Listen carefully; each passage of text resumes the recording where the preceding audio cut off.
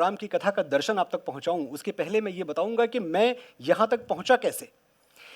एक जो दुविधा थी जिसका सामना मैंने हमेशा किया और हर नौजवान करता है, यहां बैठे हुए जो मेरे नौजवान साथी हैं वो भी करते हैं, और जो थोड़े उम्रदराज हो गए हैं वो भी करते हैं, और वो है कि आत्मविश्वास की कमी। हमको हमेशा ये लगता है कि यार ये जो बड़े लोग कामयाब हैं ना, ये जो सचिन तेंदुलकर बन गए, ये जो विराट कोहली बन गए, ये जो नरेंद्र मोदी जी बन गए, ये जितने भी लोग कहीं जाके पहुंच गए, ये अलग मिट्टी के बने थे, हमसे नहीं हो पाएगा, हम साधारण हैं, हम इनके जैसे नहीं हैं, हम मामूली हैं। ये जो एक चैलेंज हम हमेशा फेस करते हैं ना कि हम मामूली हैं, और हम ये भूल जाते हैं कि 3.8 बिलियन ईयर्स, 3800 करोड़ वर्ष लगे हैं मिट्टी के एक कण को, एक तिनके को इंसान बनने में।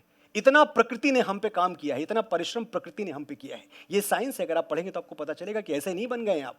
आपको बनाने में प्रकृति का परिश्रम लगा है 3800 करोड़ वर्षों का। लेकिन ये हमें पता नहीं होता, हम घबराते हैं, हमसे नहीं हो पाएगा, हम इन चैलेंजेस को फेस नहीं कर पाएंगे, हम निरर्थक हैं, हम वर्थलेस हैं, हमारा आत्मविश्वास डोल जाता है। और मैं एक बात अपने मन में साध चुका था, मैं मान चुका था, मैंने भगवान राम से सीखा था कि जो अपनी ताकत नहीं पहचान पाया वो नाकाम हो गया, और जिसने अपनी ताकत पहचान ली वो राम हो गया।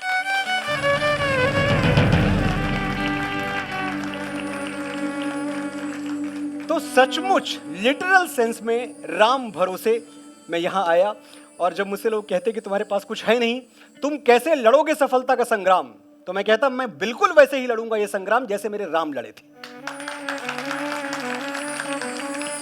मेरे पास कुछ नहीं है, भगवान श्री राम के पास भी कुछ नहीं था, और जो उनके पास था वो मेरे पास भी है, मैं अपने अंदर पैदा करूंगा। आप याद कीजिए 7500 वर्ष पहले जनक का वो दरबार, एक से एक लोग, एक से एक महारथी, एक से एक पुरुषार्थी, एक से एक योद्धा, पिनाका जो शिव का धनुष था उसको टस से मस नहीं कर पाए, कोई उसको हिला नहीं पाया, और श्री राम ने पिनाका तोड़ दिया। क्यों? क्योंकि राम ने अपना डर छोड़ दिया।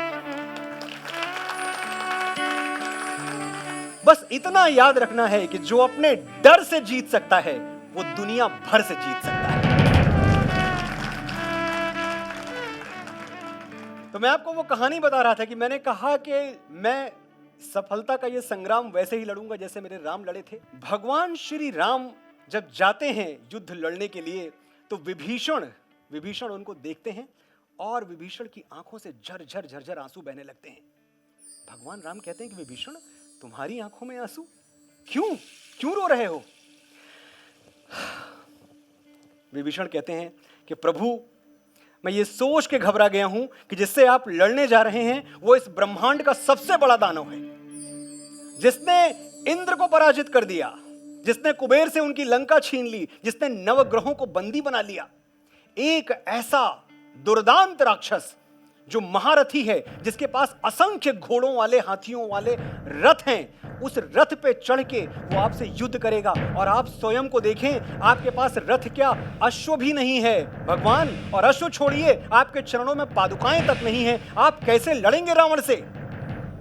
भगवान श्री राम मंद मंद हौले हौले मुस्कुराए और बोले, रथ तो है मेरे पास विभीषण, बस अदृश्य है, तुम्हें दिख नहीं रहा।